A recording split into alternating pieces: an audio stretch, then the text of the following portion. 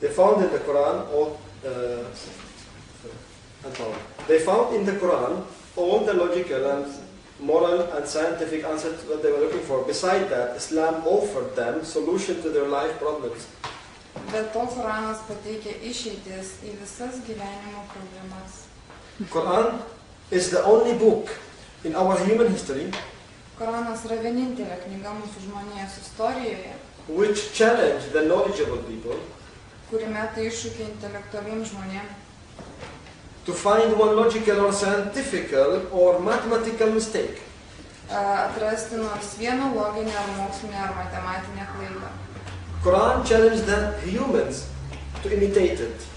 Koranas meta iššūkį imituoti ar atkartoti tai, kas jų parašyta. Or to bring one better verse if they could. Ar parašyti nors vieną naują, geresnę eilutę, jeigu tik jie sugebėtų.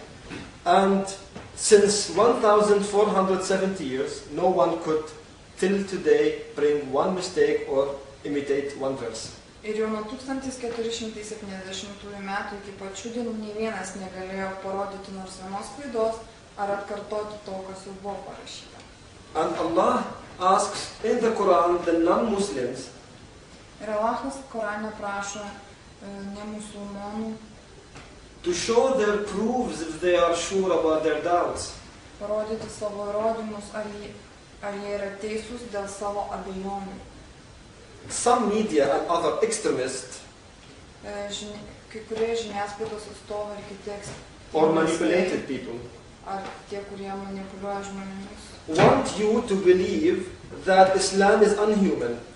Noriu, kad jūs tikėtumėt, kad islamas yra nežmoniškas ir Unhuman.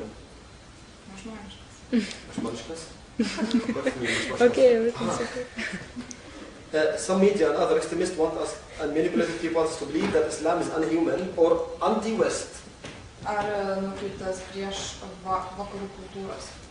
They are creating for you wrong image about Islam to create more misleading and more fear in the public mind.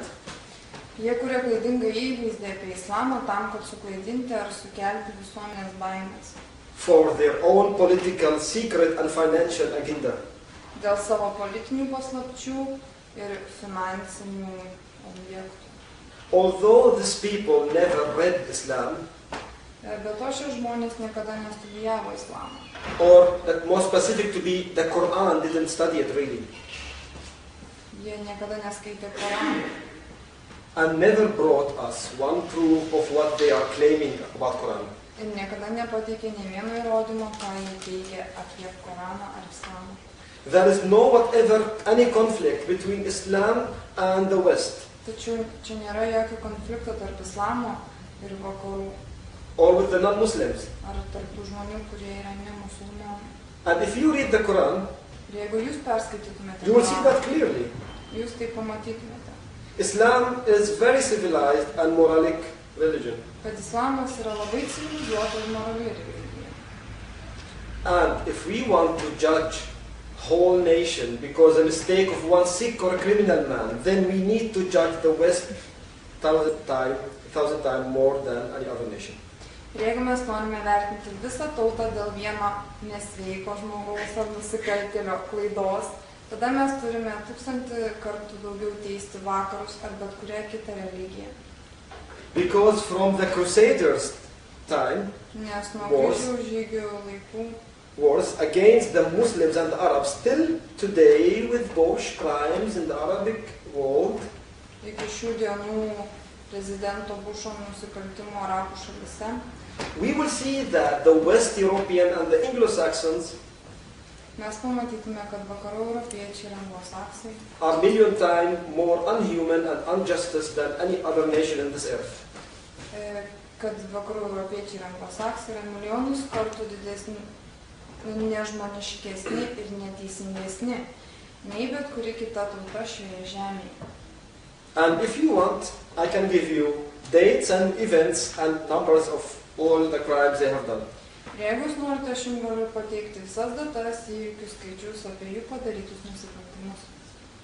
For 600 years, Islam was world master culture in science and civilization. Jau 600 metų kaip islamas lyderiauja kultūroje, mokslo ir civilizacijoje. I just read from 3-4 days in this newspaper, it's magazine, it is a German magazine, it's scientific magazine. Aš prieš keletą dienų perskaičiau šiame mokslinėme vokiškame žurnale. They was writing about a very special report which you will rarely find it in West media.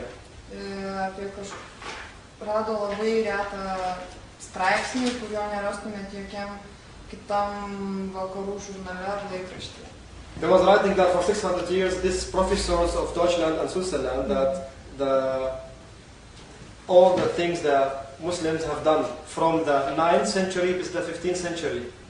Šiame yra rašoma apie visus dalykus, kuriuos padarė arabų tauta nuo 9 iki 15 amžiaus.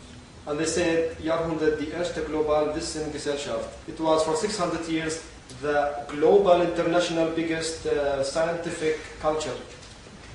Tai buvo pirmoji globali tauta, ta prasme, kuri padarė daug gero žmonėms ir kultūrai. And all the things, the science we have here, it's come from that time, even the numbers. Visi išradimai ir įvairių skaičiai yra pateikiami šiame straipsnyje, kuriuos padarė arabai. So we said that for 600 years Islam, as the West say that as well, Islam was world master culture in science and civilization before West Europe knows something about science or civilization. Jau 600 metų kaip islamas lyderiauja kultūrą, mokslą ir civilizaciją, kuomet tuo tarpu vakarų Europa dar nieko nežinojo apie mokslą ir civilizaciją. When the church was burning books and scientists, kai katalikų bažnyčia degino knygas ir mokslininkus, and slaving people under many names and many limits. Ir įkalindavo žmonės įvairiose ribose ir taisyklėse. The Arabs and the Muslims had hospitals and universities and modern operation rooms. Tuo metu jau arabai turėjo ligoninės, universitetus, modernės operacinės. And the Westerns was coming to those universities to study. Ir europiečiai atvykdavo iš šios universitetus studijuoti. And other things. So, the Jewish and the Christians lived always under Muslim rule until the Crusader came and killed them all. Žydai ir krikščionys visada gyveno pagal musulmonų taisyklės, kol neatėjo žodžiai ir susižudė. They lived in peace and respect. Jie gyveno taikoje ir pagarboje. Until today you can find them, something new. Until today you can find them in Algeria, in Morocco, in Yemen, in Iraq. They're still living the Christians in Jordan, in Palestine. They're living the Christians and the Muslims in peace and there's no any problem. Dabartinėse musulmonų šalyse, kur vyrauja šiaip islamas, yra Marokė ir kitose šalyse, po šiai dienai krikščionys ir musulmonai sugyvena taikiai. Because Allah asked Muslims in the Quran to love the others. Nes Allahas prašo musulmonus Korane mylėti visus. And to accept their beliefs. Ir priimti jų tikėjimą. And religion beliefs. Ir religiją. The problem nowadays is, ladies and gentlemen, is the evil politics. Problema šios dienos, ponai ir ponios, yra netinkama politika. And the occupation. Ir okupacija. We have a lot of countries occupied from America. We have Iraq occupied. Sorry, it's a new thing. Ir, kaip žinote, turime okupuotą Iraką. With lies, like chemicals and whatever. Yra daug melo apie chemikalus, pavyzdžiui. Under American numbers, we have 750,000 humans get killed in Iraq. Innocent people.